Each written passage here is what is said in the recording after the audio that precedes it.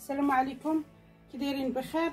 اليوم غنوجدوا واحد الاكله زوينه وهي السفه.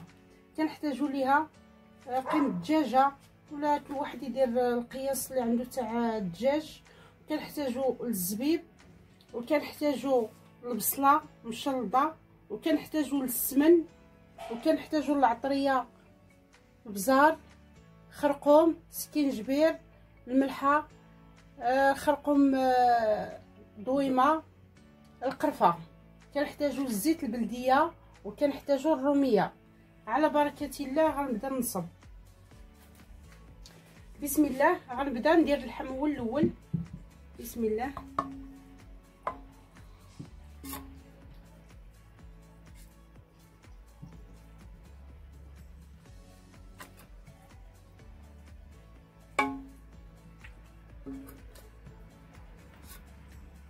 ودابا غنزيد السمن مملح بطبيعه الحال بلدي، وغنزيد قيمه شي نص كاس تاع الزيت البلديه،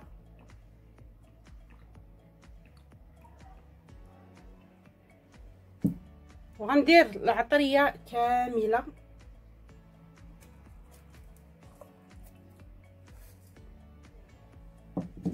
وغنزيد البصله.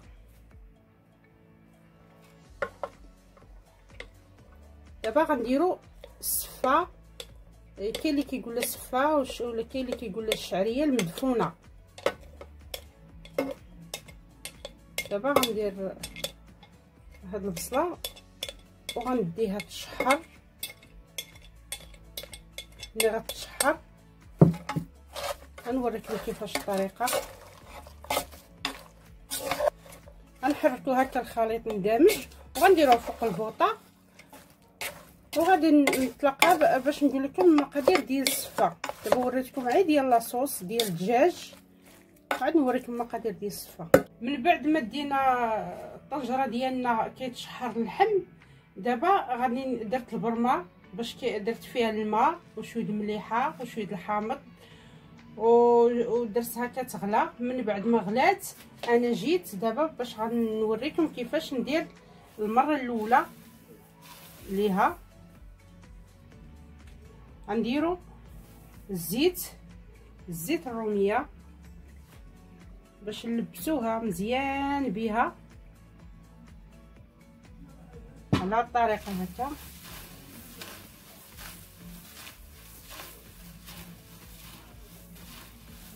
خاصها تلبس مزيان بالزيت الروميه.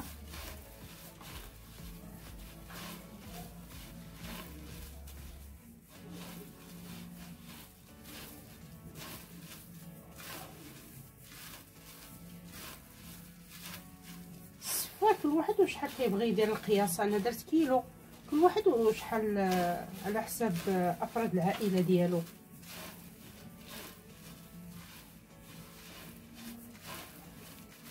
نلبسوه هكا، نستمروا على الطريقه. ملي كنشوفوها تلبسات مزيان كنديروها في الكسكاس، نعمروه في الكسكاس.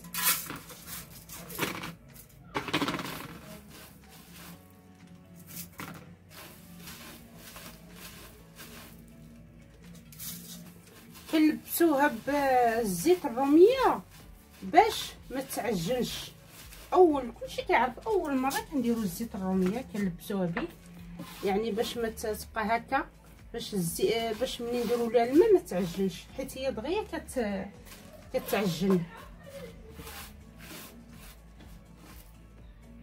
هكا. دابا غنديوها باش يطلع فيها الباخ، وغادي نوريكم كيفاش. ها هي الحيمات ديالنا كيتشحروا. ملي تشحر البصله تهبط تنزل البصله غنسقيوهم. ايوا وها درنا تيفور، يعني السفه كتفور. ها هي درتها في البرمه كتفور. ملي غتفور غادي نوريكم كيفاش عاوتاني نخدموها.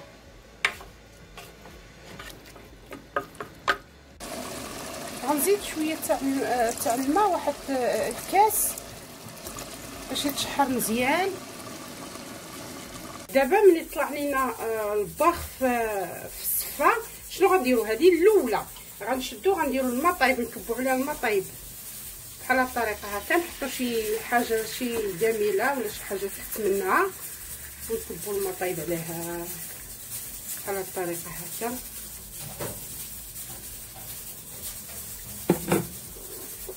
هكا شتي الماء طايب تحت منها تسقطر، وغنديرها في البصعه. دابا ملي تسقطرات غنخويها هنا في البصعه، غادا نبقى نحلها بحال هكا. دابا كنخويو على الماء طايب باش طيب باش ما تديرش، ولكن ردوا بالكم راه كاين الصفه كتكون مركه خايبه كتعجن. ننصحكم واحد النصيحه، تاخذوا ديال الزرع هي اللي مزيانه، فيها هي اشكال وانواع. دابا غنبقى نحل فيها وغادا نردها عاوتاني تبوخ.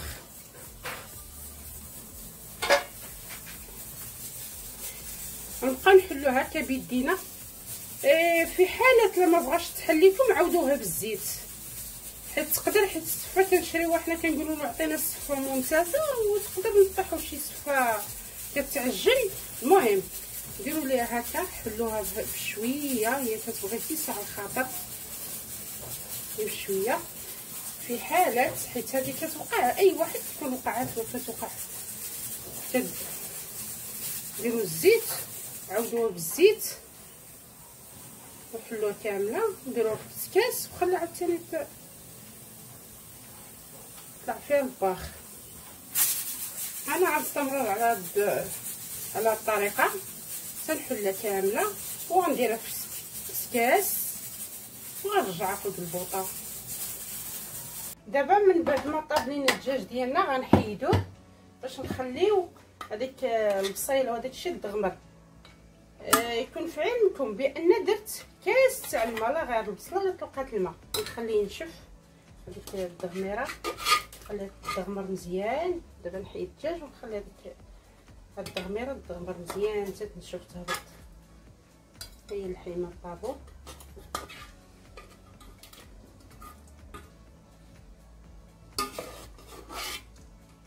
بعد ما حيدتهم انا غنديها دابا للبوطه حتى تنشف، وغنوريكم الصفه. دابا هي الصفه طلع فيها الباخ، انا غادي نجيب نوريها لكم كيفاش ندير لها. ها هو دابا ملي طلعت فيها الباخ يعني تبخرات، غنجيب دابا الماء هذاك اللي كبيتو عليه قبيله طايبه نعاودو بها عاوتاني.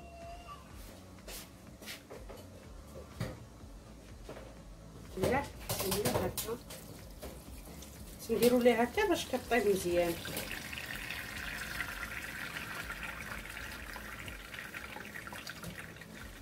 دابا غادي المرحله الثانيه. دابا ملي درنا هنايا تسقطر غنخويوه في البصعه وغنبقاو نحلوه بحال المره الاولى، نبقاو نحلوه عاوتاني بشويه بشويه ونعطيوها الخاطر تنحلوها كامله.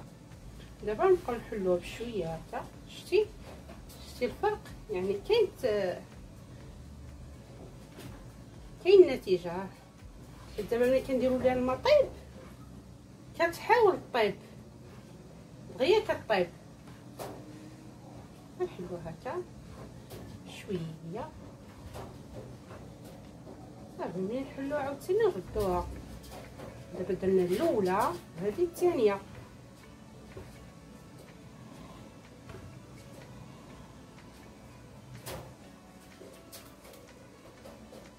نبقاو نحلو بحال هكا، نديرو في كاس على الشكل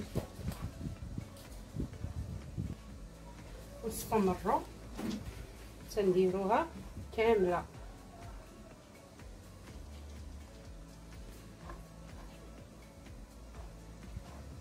الله تبارك الله محلوله.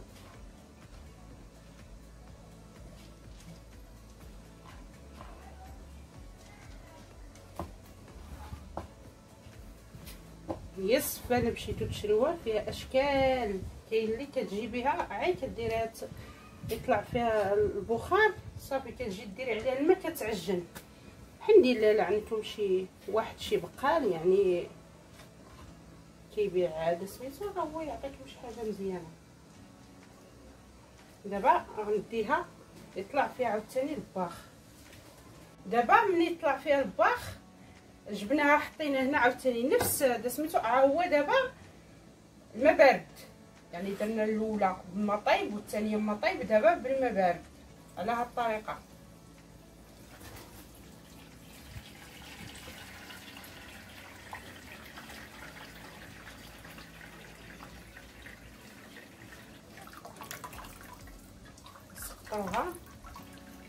سقطروها من الماء بهذا الشكل هذا ونخوها.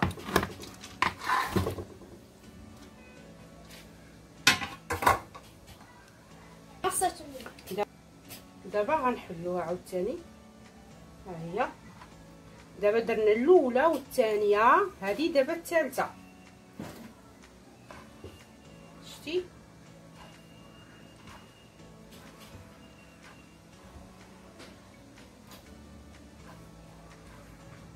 حلوه مزيان.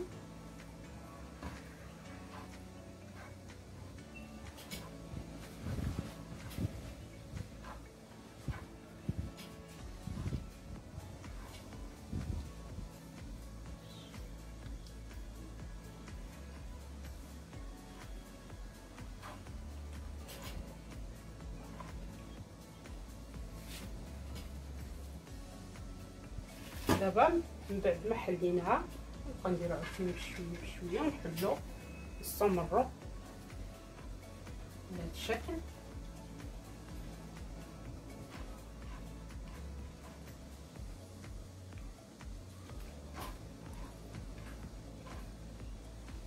هي ملي كتشوفوها ولات كتقال في يديكم عرفوها راه صافي ولات كطيب.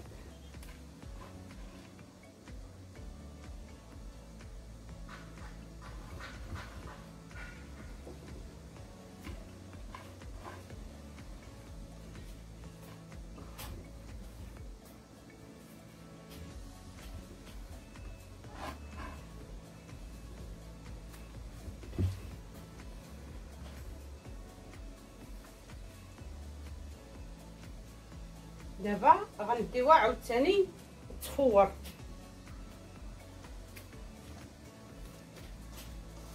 دابا المرحله الثالثه. دابا ملي طلع الباخ غنخويوه، ما غنديروش ليه نفس العمليه اللي درنا قبيله. غنخويوه هكا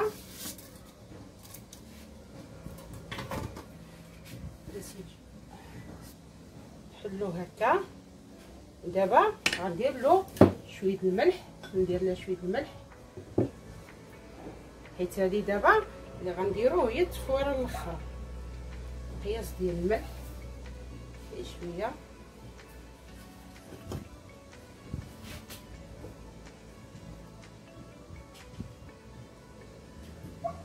دابا غنكبو باش تشرب. غنكبو الحليب، نكبو كاس ديال الحليب غنخدموه تنشوف الا كان خاص باقي الحليب غنزيد، كان كافي هذا الكاس صافي. انا المهم غنبقى نخدم فيها نشوف واش شربات. شفتوا لاحظوا معايا بانت راه طابت مزيان.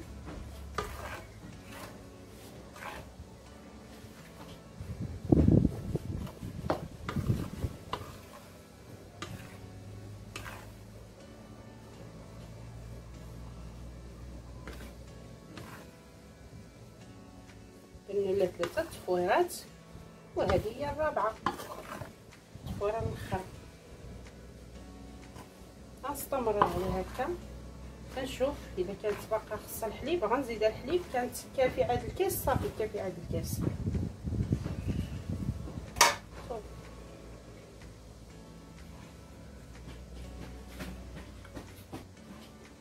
نبقى نحلو فيها هكا حتى يدخل لنا الحليب. نزيدو واحد قيمة نص كاس غادي نمشي نص كاس صافي. الله يجعل البركه. ونبقاو نحلوها، نحلو تنحسو بها الشربات. وغادي شربت، ها هي ملي شربت الحليب. دابا قبل ما نديروها في الكسكاس غنجيبو الزبيب اللي فزقناه، نقيناه وغسلناه وفزقناه، نديروه لتحت هنا.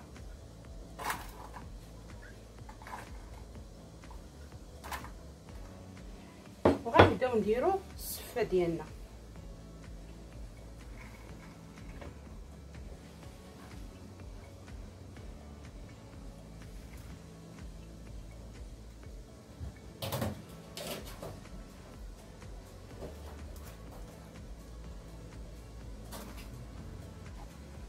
نحلو بهذه الطريقه، نديرو في الكسكاس. نحلو، هي خصها تحل. نديرو في الكاس. شفتو شربات الحليب، درتو شربات كتجي هائله، صفه بسيطه يعني تاع الناس البسطاء.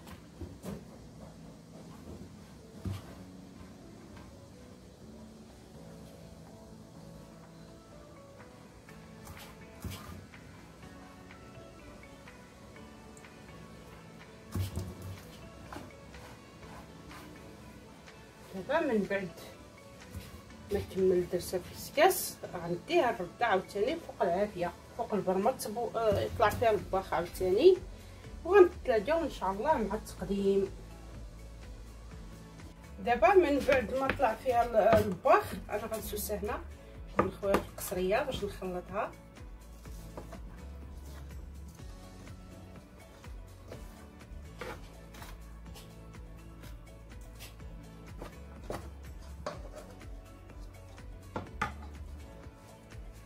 الزبيب اللي كان لتحت ها هو صافي، تا هو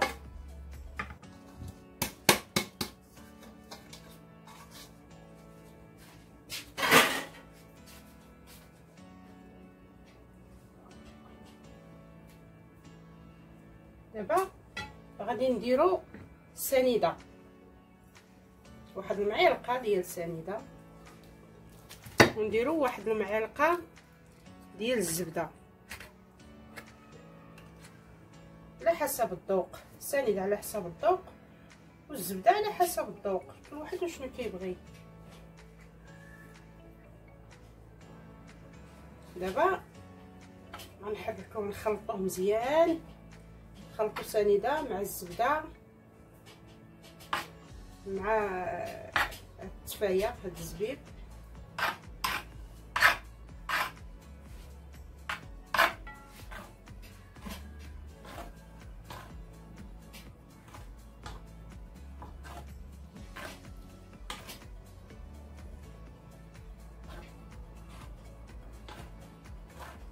استمروا في التخلاط باش تذوب لنا الزبده والسنيده.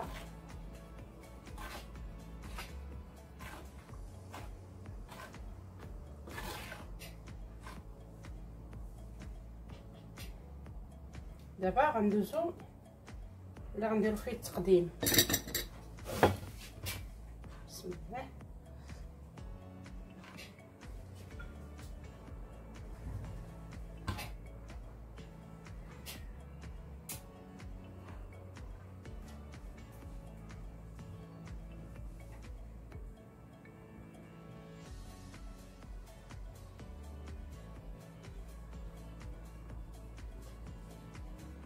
هذه الصفه المدفونه، يعني الصفه ديال المفاجاه.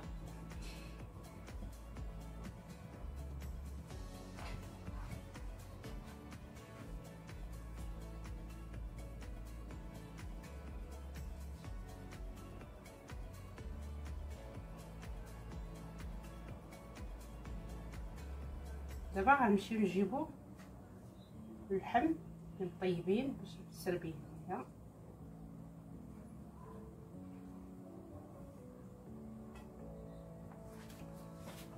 دابا غادي نبداو نديرو هاد شويه ديال لاصوص طاطا الدجاج.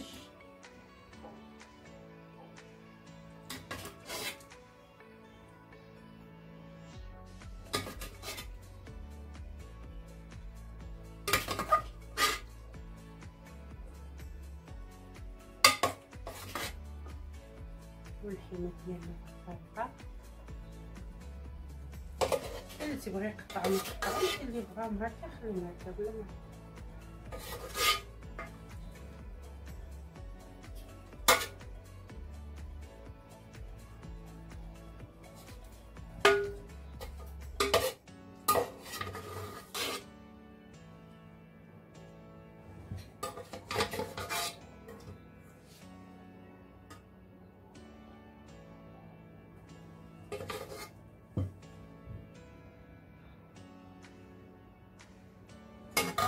نشوف المرحله التاليه.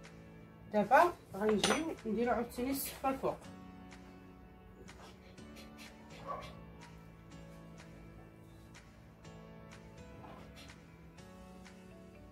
بهاد الطريقه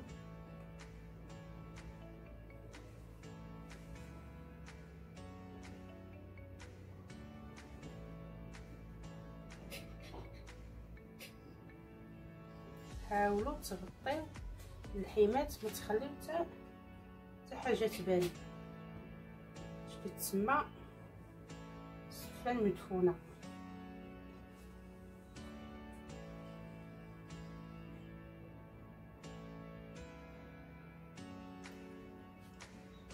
دابا عندنا التزيين، عندنا كاوكاو ها هو جبناه حمرناه، كاوكاو بلدي حمرناه وهرشلناه هكا، وعندنا السكر كلاصي، واللي بغى يدير القرفه يديرها، هذاك الشيء اختياري.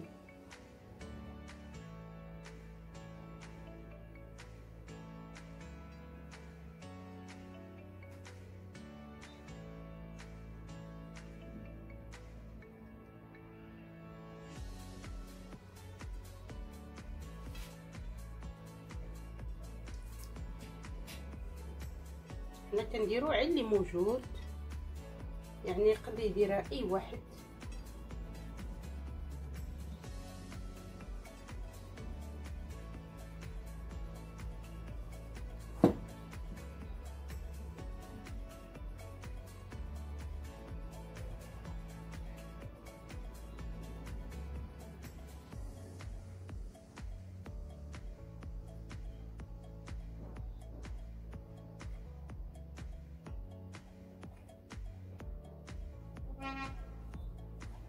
هذا هو الشكل النهائي ديال السفه المدفونه، وترفقوها مع كاوكاو ومع سكر كلاصي وشهيه طيبه. وكنتمنى منكم تجربوها وتردوا علينا وتدعمونا كميليا كيتشن باش يوصلكم الجديد.